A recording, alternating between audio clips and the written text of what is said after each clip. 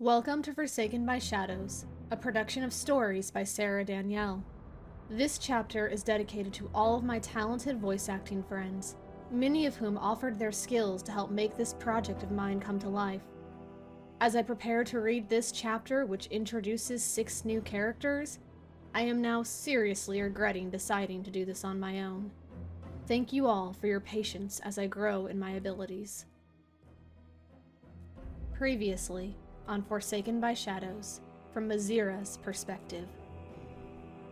Rismyn actually jumped. He jumped into the river, and he dragged me down with him. And don't get me wrong, drowning was probably preferable to being tortured on an altar, but mercy how it hurt to hit that water. And then we were helpless and fighting the current, struggling to survive, and Rismyn had the audacity to faint. I know, it's not his fault. He was hurt so badly, it was a miracle that he didn't do more than faint. But I'm not like him. I'm not capable and strong, and I didn't go to Melee Mag there and learn how to survive. But I'm all he has, so I have to try. By some miracle, the river doesn't kill us. It just sails us along until I am numb to everything but anger. I have plenty of time to reflect on my miserable life as we float, and it fills me with rage. Then we reach a gentler current, in a cavern full of glowing sapphire crystals. I manage to pull Rismyn to shore and coax him to wake up and walk. But I'm still angry, and when he begins coughing, I'm shocked to find myself furious. The stress of keeping us alive is too much to bear. There's no good solution to our need for shelter, so I drag Rismyn under a glowing ledge. But just because he's out of the water doesn't mean he's out of danger. We are soaked and shivering, and our wet clothes are not helping. In the end, we shed as much of our garments as decency allows, and though I don't like it, we curl up together for warmth. Rismyn's been hurt so badly. The guilt of knowing it's my fault is too much to bear. But then, as we lay there, he apologizes to me. He explains that he hasn't been angry all this time. He's just been afraid, and he apologizes for being so terrible to me. I don't know what to say, because I finally understand. All of my anger has just been repurposed fear as well. We talk, and I apologize for being a burden, but he insists it's not true. But we don't have the energy to hash it all out, so we fall silent, and eventually fall asleep.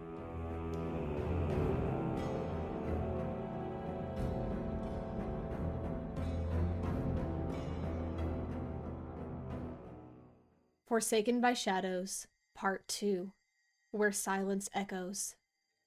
Chapter 5, Visitors, Mazira and Rismyn. Looking back, Mazira couldn't say what exactly startled her awake.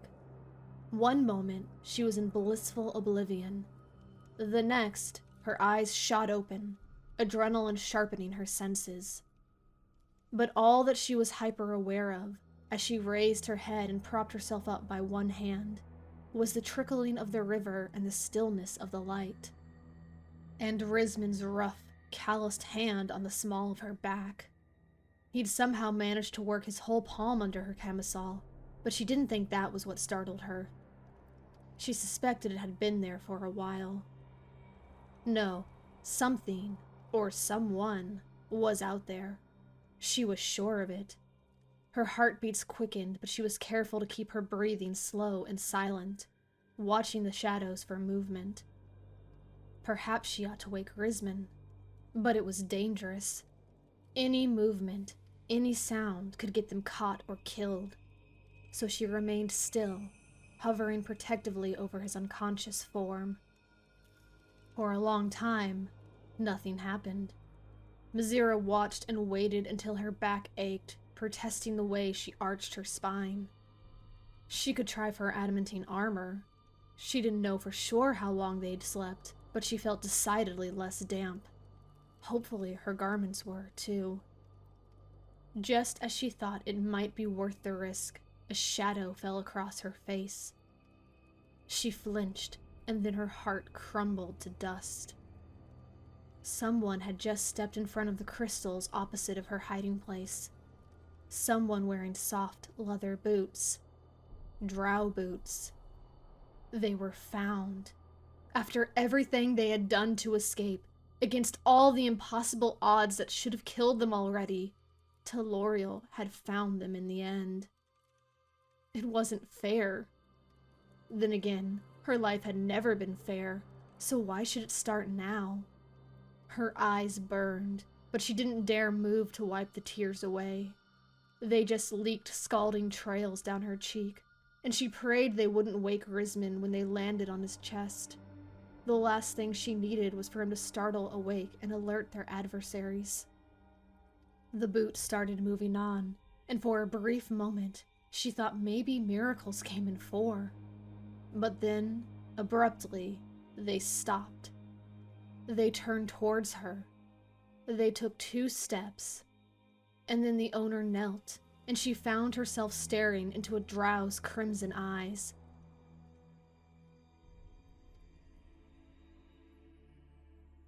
The lower part of his face was obscured by a black fabric mask, his white hair tied into a high tail on the crown of his head. Whoever he was, he looked just as startled to see her as she was to see him. For a moment, they just stared at each other, eyes wide. Then the drow popped back to his feet. There was a sharp whistle, and he dropped down again. "It's all right," he said in a shockingly soothing tone. "I'm not here to hurt you. Kitty, I presume?" Mazira blinked, unable to comprehend his words. Her eyes narrowed as she traced the line of his brow. He didn't look familiar, but then she couldn't see much of him. The drow seemed to understand her concern and pulled the mask down from his face. He looked as most drow looked, unbearably beautiful for creatures with such wicked hearts. But she definitely did not recognize him. "My name is Beltel," he said. Then his eyes slid to the side briefly, and he made quick motions with his hands. "Yeah, they're here. Look like a couple of drowned rats." Mazira blinked, and then realized his hand talk hadn't been meant for her. He was talking about her to someone else. He must have assumed she couldn't read it, which was fair. Slaves weren't supposed to know how, but when they were children, Rismyn had been bored, so he taught her the motions. The drow's attention returned fully to her. "We've been looking for you for quite some time now. Is that Rismyn Tyr?" Mazira just stared, completely at a loss as to what to do. Surely he didn't expect her to actually answer these questions. Then again, he was a drow. He probably expected compliance like he expected breath. Now would be a fantastic time for Rismyn to wake up. He would know what to do. "Of course it's Rismyn Tyr," said another voice as a new pair of boots appeared. "The Dark Maiden said we would find them here, and look, here they are." Mazira sucked in a breath as the new speaker dropped down to peer in at her, too. This drow was dressed in the robes of a spellcaster, his waist-length hair tied in a braid over one shoulder. "Ah, you're hurt," the newcomer said. His tone was brisk and had an accent she wasn't familiar with. "Come out of there and I can heal you." This declaration only made Mazira more afraid. She had initially pegged him as a wizard, but as far as she knew, wizards didn't heal. They only destroyed. If he were offering to heal, that made him one thing: a cleric. She'd never met a male cleric before, but he had referenced a dark maiden, which could only mean Lolth. She meant to open her mouth and say no, or even boldly demand he go away, but she didn't make it that far. Instead, she bared her teeth and let out a feral snarl, hunkering down a little lower over Rismyn to protect him from these servants of evil. It would have been embarrassing if she had any room for embarrassment in her heart. The cleric looked taken aback, and the warrior, Beltel, snickered. "That's what happened when you forget your manners, Salarin," the warrior said. "You'll have to forgive him, miss. We don't let him out of the temple much." "Manners?" Salarin huffed.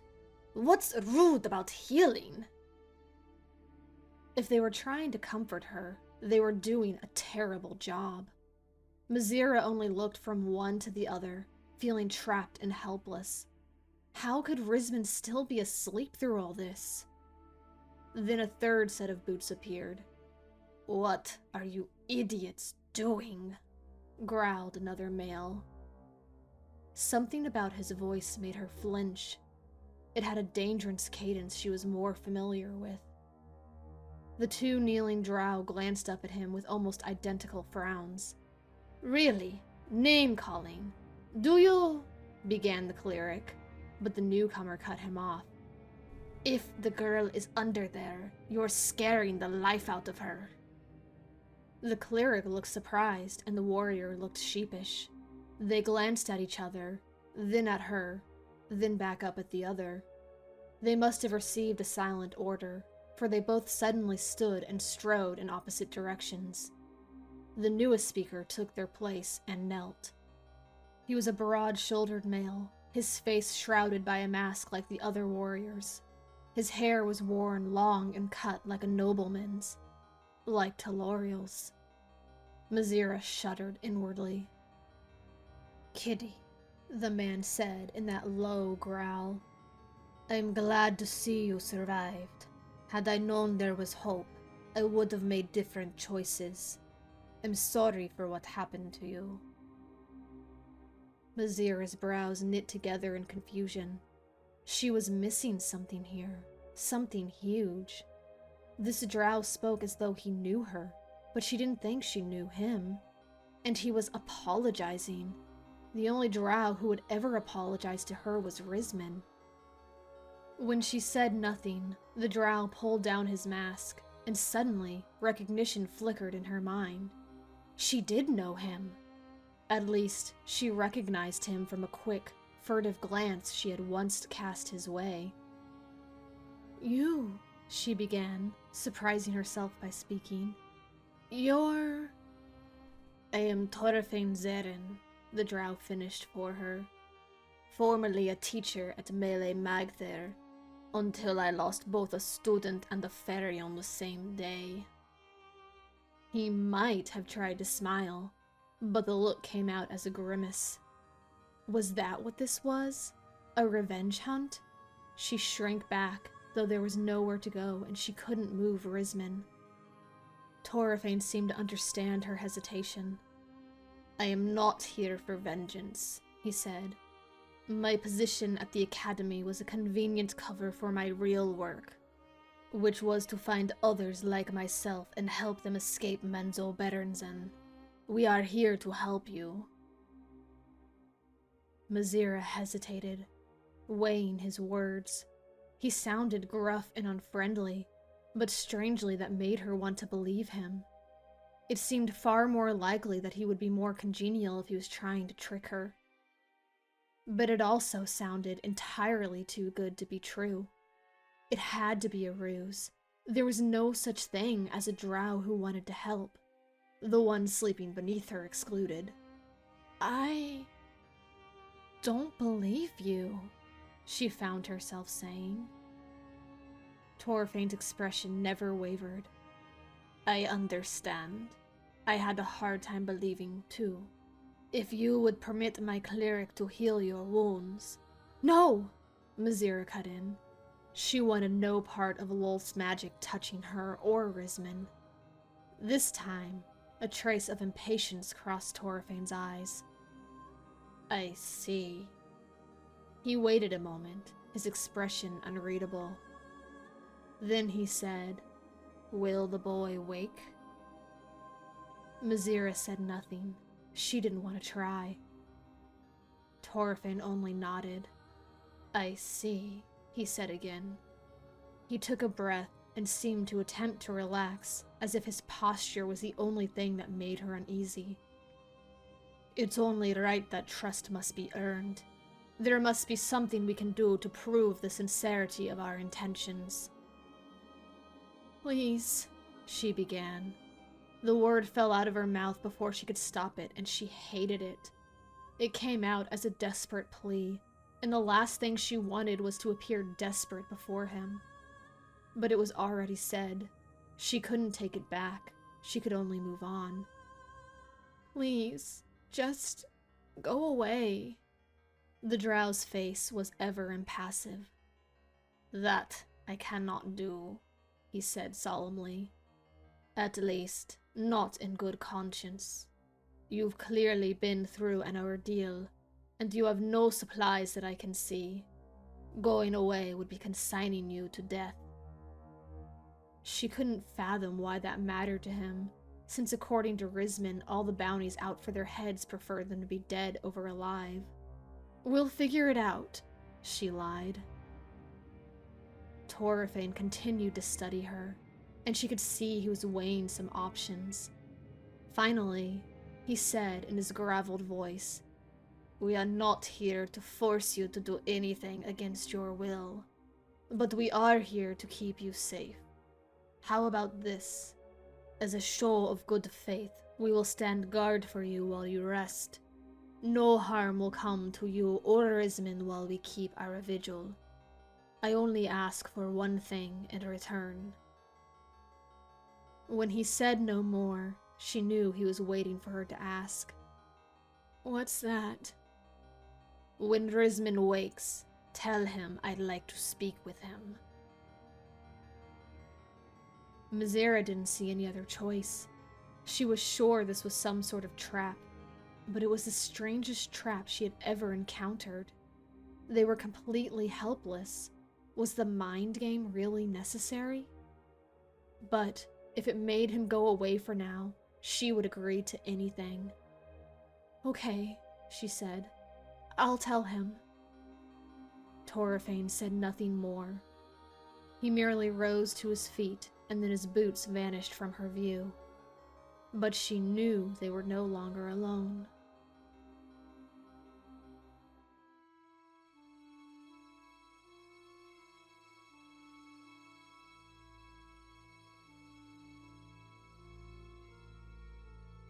As far as Rismyn was concerned, there was only one thing worse than waking up with multiple lacerations, several broken ribs, and more contusions than any one body had a right to. It was a wonder his veins had any blood left in them at all. But here he was, waking up, in far too much pain to actually be dead. But of course, that couldn't be the worst of it. No. The worst part was waking up to a gorgeous, barely clothed woman snuggled up against him in all the best ways. A woman for whom his affections bordered on an obsession. He still wasn't sure he was allowed to call it love, and for whom he had no right to want the way he wanted. A woman who at best tolerated him because she needed him, and at worst despised him for any number of valid reasons. He noticed, as he became slowly more lucid, that his hand had slipped under her shirt while they slept, his palm resting on the small of her back. He ought to move it before she woke up, for it was the proper thing to do. There was no chance she would have invited the touch. If his memory served, though things were admittedly a little hazy, she had done this for their survival. Something about being cold and wet and that being a problem. He wasn't supposed to be enjoying the moment, let alone taking advantage of it. But his whole body hurt. So, conceivably, every move he made would hurt more. He was injured and recovering. Surely it would be counterproductive to cause himself more pain. He should just stay exactly how he was. But even as he made the innocent excuse, he knew it was nonsense. For while one part of him reasoned that there was nothing wrong here, just a couple of impossibly young elves trying to survive, another part of him fought back the temptation to let his fingers dance over her flesh. Not much, of course. No, that would be incredibly crass. But her skin had such an interesting texture.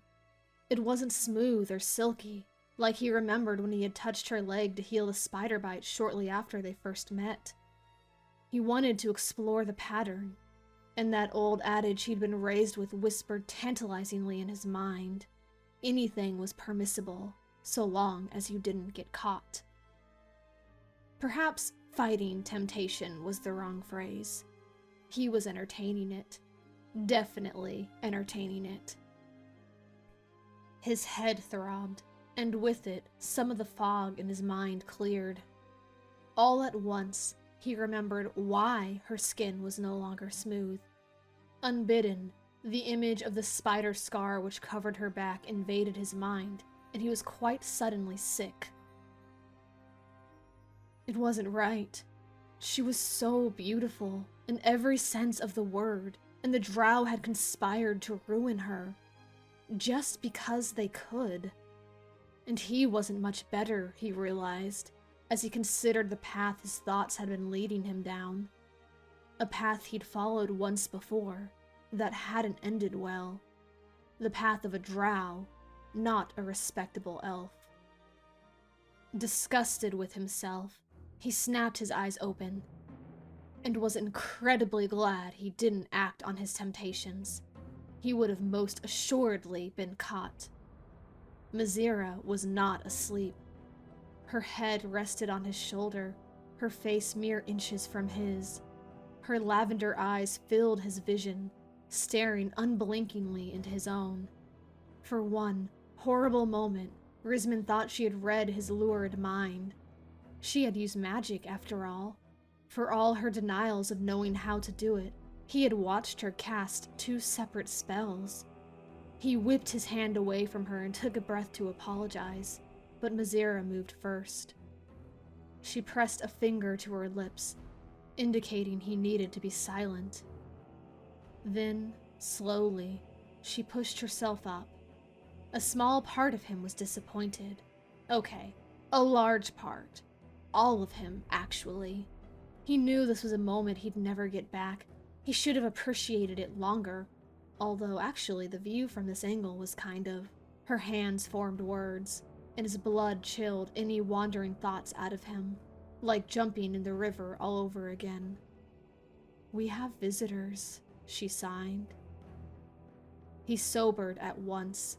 The muscles in his stomach tensed as he prepared to sit up, but he barely raised an inch before agony flared through his body, punishing him for his haste.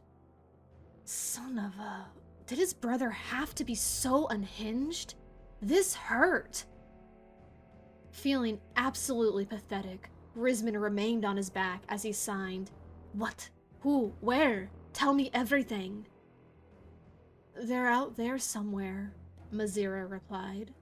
She kept her motion smooth, her face empty, giving the impression of speaking in monotone.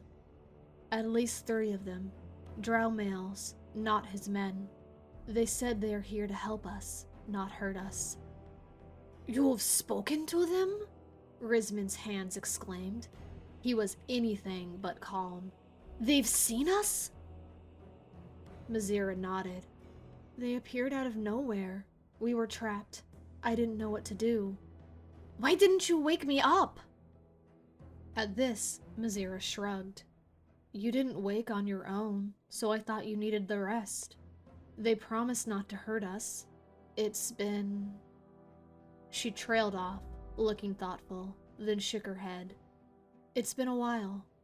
I'm not sure how long, but I've been too afraid to sleep again, knowing they are out there." If she was afraid, she was doing an incredible job of hiding it. She didn't so much as tremble as she recounted the tale.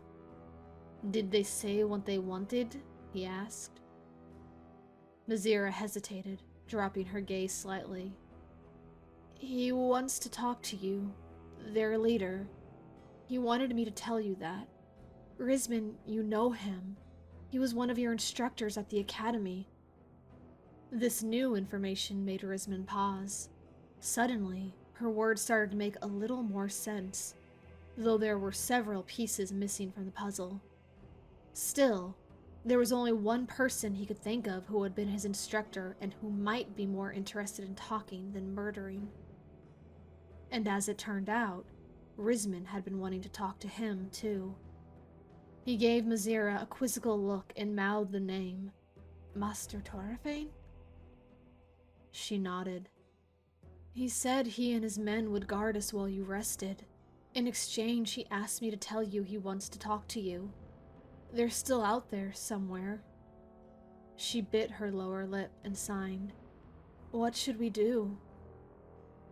Rismyn took a slow, silent breath and steeled himself for what he was about to do. He had never told Mazira that Torafane had pointed the way out of Menzo Barrens into him. It hadn't seemed important at the time, and honestly, he wasn't sure why the teacher had done it. Since he didn't have the answers, he didn't want to be asked, so it was a detail he kept to himself. But now that same teacher had found him again, and it was a problem that was going to have to be faced. With his mind mentally prepared for it, he gingerly sat up, gritting his teeth against the pain as his body protested the movement. Mazira's hands went around him, as if to steady him if he fell. He was tempted to let it happen, if only to feel her touch again. He remained steady, though, as he looked around. He didn't want Mazira to be afraid for him, or rather, afraid for herself because he was too weak to protect her. So he did his best to look at ease and in control. It didn't take long for him to assess that there was only one way out of this situation. Well, first I suggest we get dressed, he signed. He meant it as a wry joke, but as soon as he said it, Mazira's face flushed and she suddenly looked anywhere but directly at him. He hadn't meant to embarrass her, but now that he had called attention to it, he became acutely aware of how awkward the situation was. That, and the fact that a drow whom he had spent the last 5 years trying to impress had just found him passed out in his more intimate clothing, hiding under a glowing rock in the middle of the Underdark. With a girl, no less. Gracious, what kind of idiotic kids must they look like? What might they think of Mazira? His face was suddenly hot, and he wasn't sure if it was from his own embarrassment or anger that these drow men had laid eyes on Mazira in her current condition. Regardless, he was glad there was natural light to hide his infrared emotions. He tried to keep a stoic face as he concluded, "And then I guess we're going to have to talk. I don't see any other choice." All the previous color drained from Mazira's face, but she nodded in agreement with his decision. Carefully, she worked her way over to the armor she had laid out to dry, handing him his share one by one. It took Rismyn twice as long to dress as Mazira, as he not only tried to do so silently, but avoid as much pain as possible. The latter turned out to be a wasted effort. Everything made him hurt. The armor was still slightly damp, and the cold material against his skin was less than comfortable. When she had finished dressing in her own adamantine suit, Mazira moved to assist him. At first, Rismyn wanted to brush her off, for the only thing worse than being too weak to defend her was her knowing it. But after his third attempt to get his shirt on was ruined by sharp, stabbing pains in his chest, he was resigned to letting her help. "Some hero I turned out to be," he signed to her, as she leaned close over him, fastening the hooks of his coat. Again, he was attempting humor, but Mazira only glanced at him before returning her attention to the hooks. She didn't even smirk, which made Rismyn frown. He caught her hand, so she was forced to look up at him again. "It's going to be okay," he dared to whisper. He was careful to keep his voice softer than the beat of a bat's wing, but he knew she had heard him. Mazira held his gaze, then looked down at her hands engulfed by his. Rismyn let her go so she could speak. "Are you sure you're up for this?" she asked. "They've kept their word so far and left us alone. We can keep resting until you're better, or maybe if we wait long enough, they'll just go away." Rismyn didn't have the heart to tell her that in his condition, he wouldn't be better for 10 days. And rather than go away, the drow would probably just get impatient and make their intentions more roughly known. "We'll starve to death first," he signed instead. "We've got nothing left but the hope that Thorfinn isn't lying about wanting to help us. And I don't think he is. He's helped me before." Mazira's brows furrowed, but Rismyn didn't want to go into the story just yet. "I just want to get this over with." She nodded, but she still looked concerned. "I'm with you," she signed. She hesitated, her hand still forming her last words. "I trust you," she finished. Rismyn's heart twisted in strange ways in his chest. The words must have been magical, for in the span of a heartbeat, he became emboldened and invincible. His intense agony no longer seemed so intense. Any lingering doubts he had about his plan vanished. She trusted him. Somehow that meant he could do anything. In a moment of weakness, he raised a hand to her cheek and brushed his thumb against it. He shouldn't have done it, for the gesture risked revealing far too much. But her words had moved him, and if he was about to walk into a trap, he wanted one last tender moment to carry with him. Mazira seemed startled, but before she could be offended, he pulled away and turned to crawl out from under the ledge. He would have preferred a more graceful exit, but if he could manage to stand without anyone's help, he would call it a victory. He did manage it, by using the crystal formation to lean on. He even dared to take a step forward and trust his own legs with his weight. He didn't hear Mazira follow him, but he sensed her presence as though some phantom aura connected them. She stood beside him, near enough that he felt the warmth of her hand on his. And then they waited. Rismyn saw no point in doing anything else. If what Mazira had told him was true, they wouldn't have to wait long. Sure enough, a nearby shadow began to stir. From within the inky darkness stepped a figure of a grizzled warrior. Though the lower half of his face was obscured by a fabric mask, Rismyn recognized the drow as one of the men who had made the last 5 years of his life so miserable. Not necessarily on purpose. He'd just been doing his job. Still, the instinct to bow and salute was strong, and Rismyn had to stiffen his back to refrain. He was not a student anymore. Thorfinn moved towards them, his relaxed stance a ruse Rismyn knew well. He could spring into deadly action at any moment. As he approached, Mazira's eyes dropped down, but her breath remained steady. She took his hand and squeezed it tight, as if offering him her quiet support. The drow stopped, his sharp eyes glancing down at their joined hands and then back to Rismyn's face. It was impossible to know what he was thinking, and Rismyn hoped his own expression was just as shrewd and unreadable. He didn't know how to address the older male, so he just waited.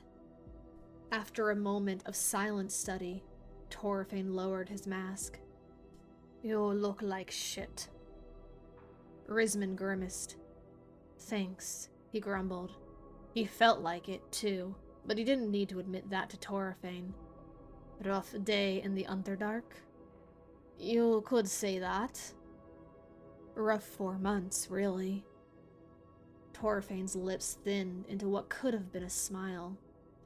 "I'll be honest, I'm shocked to see you're still alive. I don't suppose you killed whatever it was that did that to your face." Rismyn blinked, raising a hand to the gash on his cheek. He'd forgotten about it. He almost flinched as the memory of how he'd gotten it resurfaced, but he managed to keep himself still. No, but he almost had. He remembered his arm wrapped around his brother's throat, choking the life out of him. Just a minute longer and he would have had him. Part of him was disturbed that he wasn't more disturbed about killing his own kin. Mostly, he was just furious that he missed his chance. Thorfinn looked grim. "Then I guess we don't have much time to chat." He raised a hand and flashed a few quick commands, and quite suddenly, they were surrounded. Rismyn tensed, and Mazira's hand jerked as if she wanted to flee. Rismyn didn't let her go, so she shrank back instead as the forms of 3 more drow appeared. There were 4 total now, including Torafane. 2 of the 3 newcomers were dressed in tight adamantine armor and carried bladed weapons. One, a male with his hair swept back, the other a female with sullen eyes. The third was dressed in the flowing robes of a wizard, with strange patterns on the fabric that looked like eyes. Before Rismyn could adopt a defensive stance, the warriors took up their positions, facing away from him.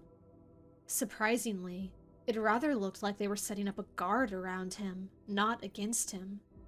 The mage came to stand beside Torafane, but though his arms were crossed, his expression was curious rather than hostile. "We would appreciate it if you came with us," Torafane said. "I cannot tell you why or where. I can only promise you will not be harmed and you will be cared for. My cleric here can tend to your wounds." Rismyn couldn't decide which was the more shocking sentence. The one where Torafane expected him to just go along quietly, or the one where he declared that the drow male to his left was a cleric. He'd never heard of a male cleric before. It seemed like some sort of blasphemy. Not that he cared much about blasphemy anymore.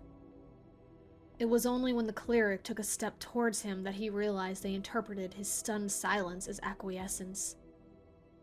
He took a guarded step back, pushing Mazira a little behind him as he did. "What do you mean you can't tell me why or where?" Rismyn asked, a little louder than was safe in the wilds. "You expect me to just follow you blindly?" "You did before," Torafane remarked. "And it turned out all right. At least, it got you out of Menzo Berenzin." "That was different," Rismyn said, though even he heard the denial in his voice. "I was desperate and you're not desperate now?" It was the cleric who spoke, tilting his head to the side slightly. "I dare say you look quite desperate to me. Do you by any chance know how much blood you've lost?" He had a strange accent, but Rismyn didn't take the time to try and place it. He set his jaw and stood a little straighter. "We've survived this long." "With help, I suspect," Torafane observed. He glanced down at Rismyn's armor. "Did you steal that? No, you wouldn't have gotten so lucky thieving. You paid the mercenaries a visit. What did it cost you?" The question cut deeper than Rismyn expected, and for some reason he thought that Torafane meant for it to. He shifted and looked away. "What do you want with us?" "It's as I told your courageous young friend there," Torafane said, nodding to Mazira. "We're here to protect you." "Why?" Rismyn asked. He genuinely could not comprehend it. He didn't see how this could benefit anyone, let alone a drow from House Zarin. It was the 2nd highest house in the city, and he was a 5th house runaway. "Call it a professional courtesy for now," the older drow replied. "That's the only answer you'll get if you refuse our hospitality. But if you surrender yourselves to our custody, you'll have all your questions answered in time." They had come to a stalemate. He glanced at the 2 drow warriors who stood with their backs to him, seemingly ambivalent to the conversation happening. He glanced at the cleric who had gone from looking curious to impatient. Nothing about this situation screamed hostility, which set him even more on edge. "Why," Rismyn began slowly, "should I trust you?" A shadow of a smile touched the old warrior's lips. It had been the expression of approval Rismyn had always fought so hard to receive, and he was surprised to see it now. "It's simple," Torafane said, resting his hands casually on the hilt of his sword, more of a display of power than a threat. Because I asked you to, and we both know I didn't have to ask. He wasn't wrong, and it made for a compelling argument. Torafane was considered one of Menzoberranzan's best fighters. He had to be, or they wouldn't have let him teach at the academy. And he hadn't come alone. If they had wanted to take Rismyn and Mizira against their will, they didn't have to bother waiting for it to be convenient. They could have just had them. Yet here they were, asking nicely. Torafane had saved his life once before by pointing him to freedom. Maybe they were here to help. If I agree to this, what becomes of Rismyn broke off, realizing suddenly that she might not want her name to be given to other drow, despite the confident way she had claimed her identity previously. But he wasn't about to call her by the name the drow had given her either. That word would never cross his lips again if he could help it. So he improvised. My companion. Is her safety guaranteed as well? Torafane snorted. You know I can't guarantee anyone's safety out here. He gestured to the cavern around them. But I swear that no harm will come to either of you by my hand, or the hand of my associates, both here and where we are going. You and your lady will be treated as honored guests, equal in dignity and respect. Rismyn bristled at the use of the possessive pronoun, partially because it wasn't true. Mizira wasn't his anything, no matter how much he wanted her to be, and partially because he didn't want her to start thinking she was. Nevertheless, his heart ached to believe Torafane's words. It was so incredibly tempting to just give up, to let the older warrior take control and make the decisions. Having allies against Telorial and House Tyr's forces wouldn't be terrible either. His brother wouldn't make the same arrogant mistake twice. Next time he found them, he wouldn't make his men stand back and watch. But even as he was ready to say the words, he felt Mizira's forehead press into his shoulder. She let out a little moan and shook her head back and forth. Her thoughts on the matter were implicitly clear. As much as Rismyn just wanted to make the decision for them so he could rest, he remembered the way the pronoun had pricked him. She didn't belong to him. He couldn't make this decision for her. They had to make it together. He raised a hand and made the signal for a moment, before risking turning his back on Torafane. Mizira looked up at him, startled, and he pulled her so close their foreheads touched. I don't think we have a choice, he whispered, as low as he could manage. Her lip trembled and her face was ghostly white, even in the blue light of the cavern. They're drow, she breathed. We can't trust them. I know, he said, and his heart broke as he knew what was coming next. He had to convince her. But you said you trusted me. I think... He held his breath, hoping he wasn't making a colossal mistake. I think this is the best choice. We won't survive alone, not with him hunting us. We need allies. He held both of Mizira's hands now, and she gripped him so tightly his fingers started to tingle. He began to second-guess his decision. Maybe there were other options. He was just choosing not to see them, because he wanted the sweet release of responsibility that Torafane was offering him. But that was the easy way out. And what might it cost them? How could he consider this if there was even the slightest chance that these drow would return Mizira to slavery? Torafane had said they'd be honored guests, but Rismyn knew how the drow treated their guests, with knives in the spine. But before he could turn around and give his answer, Mizira took a breath and looked over his shoulder, directly at Torafane and the cleric. What happens if we refuse? She asked, in a voice which trembled. But her jaw was set and there was fire in her eyes. Refuse? The cleric spluttered. You can't refuse. You'll die. We can't just leave you here to die. We were sent. He cut off suddenly, and though Rismyn hadn't turned around, he could imagine Torfane raising a hand to stem the flow of words. Then I will be incredibly frustrated that we wasted our time, Torfane replied gravely. But we will leave you in peace. Mazira nodded, and then locked eyes with Rismyn. She didn't need to speak. He understood her as clearly as if she had signed the words. Still, he gave her one last questioning look, afraid to misinterpret her meaning and cause her even more trauma. By way of an answer, Mazira pulled her left hand free of his right so that she could step forward. Rismyn turned with her as she faced the drow directly. Okay, she said. We surrender.